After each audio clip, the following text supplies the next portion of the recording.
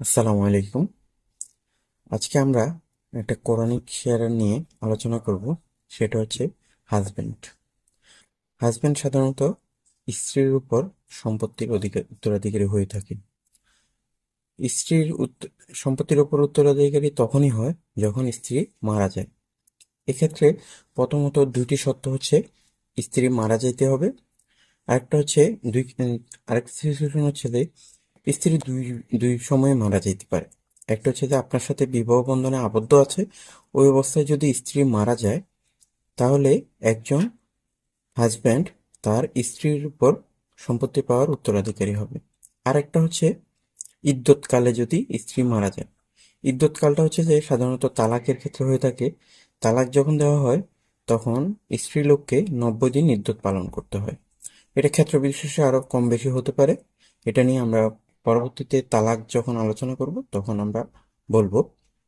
তো এই দুই সময়ে যদি স্ত্রী মারা যায় তখন একজন হাজব্যান্ড তার স্ত্রীর সম্পত্তিতে উত্তরাধিকারী হতে পারে।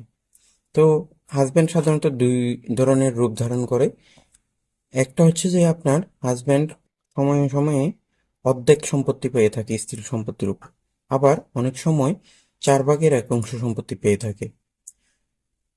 অর্ধেক সম্পত্তি কখন পায় এটি হচ্ছে যে যখন একজন স্ত্রীলোক তার কোনো সন্তান পৃথিবীতে জীবিত না রেখে মারা যায়, অর্থাৎ তার যদি কোনো সন্তান না থাকে তখন একজন হাজব্যান্ড তার স্ত্রীর সম্পত্তিতে অর্ধেক সম্পত্তির উত্তরাধিকারী হবে। আর যখন একজন স্ত্রীলোক তার সন্তান সন্ততি পৃথিবীতে রেখে মারা যায় তখন তার সম্পত্তিতে একজন হাজব্যান্ড 1/4 সম্পত্তির উত্তরাধিকারী হবে।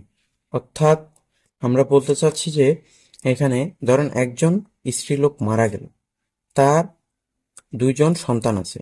তো তার যদি 4 শতক সম্পত্তি থাকে, এক্ষেত্রে হাজব্যান্ড পাবে 1/4, অর্থাৎ 1 শতাংশ। বাকি 3 শতাংশ পাবে তার সন্তানরা।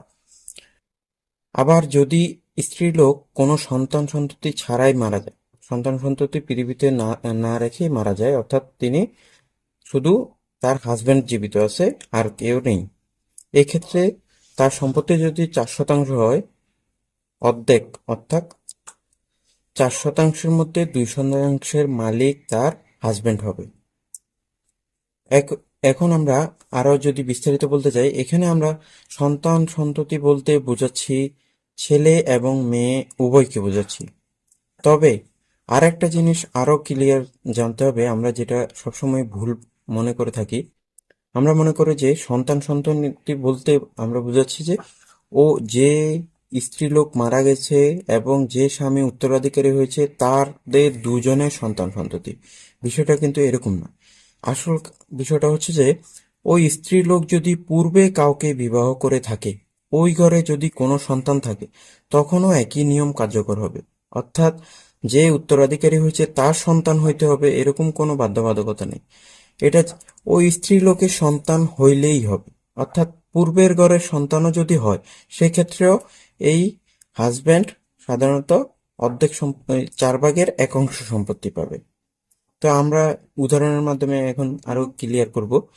ধরেন মিস্টার রহিমা বেগম, তিনি পূর্বে একজন পুরুষের সাথে বিবাহ বন্ধনে আবদ্ধ হয়েছিলেন এবং সে ঘরে একজন সন্তান ছিল।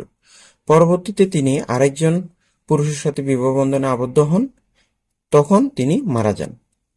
এক্ষেত্রে পরবর্তীতে যে বিবাহ বন্ধনে আবদ্ধ হওয়ার পর মারা যান তখন সেই হাজব্যান্ড সম্পত্তির উত্তরাধিকারী হয়ে গিয়েছে, কিন্তু এই ক্ষেত্রে তিনি সম্পত্তি পাবেন 1/4, কারণ তার পূর্বের ঘরে সন্তান রয়েছে।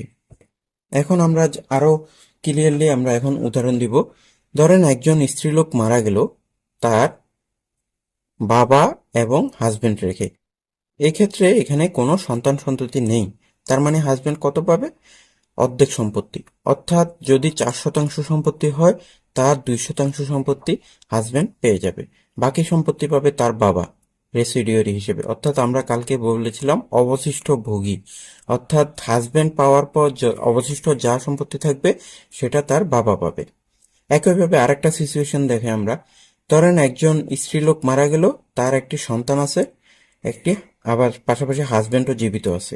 এক্ষেত্রে সন্তান যেহেতু জীবিত আছে, তখন হাজবেন্ড সম্পত্তি পাবে 4/1 অর্থাৎ 4% সম্পত্তি হলে হাজবেন্ড পাবে 1%, বাকি 3% সম্পত্তি পাবে তার সন্তান।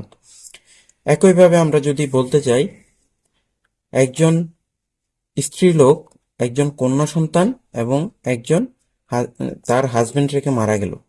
এই ক্ষেত্রে তার কন্যা সন্তান অর্থাৎ সন্তান যেহেতু আছে, তার হাজবেন্ড সম্পত্তি পাবে 4/1, আর তার কন্যা পাবে বাকি 4/3, অর্থাৎ 4% যদি সম্পত্তি হয়, 1% পাবে তার হাজবেন্ড, বাকি 3% পাবে তার কন্যা।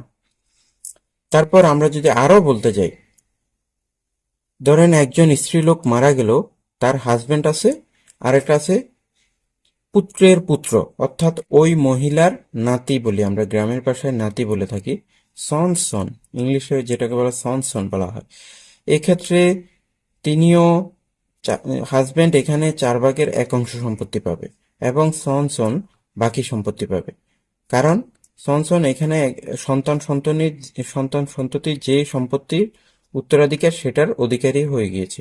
অর্থাৎ 4% সম্পত্তি হলে 1%-এর মালিক হবে হাজবেন্ড, বাকি 3% সম্পত্তির মালিক হবে তার পুত্রের পুত্র।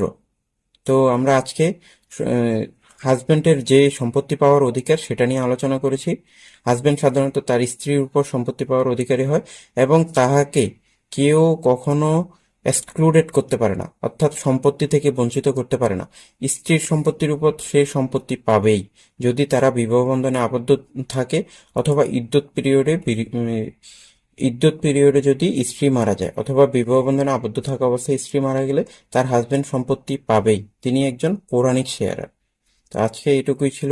ধন্যবাদ সবাইকে। আসসালামু আলাইকুম।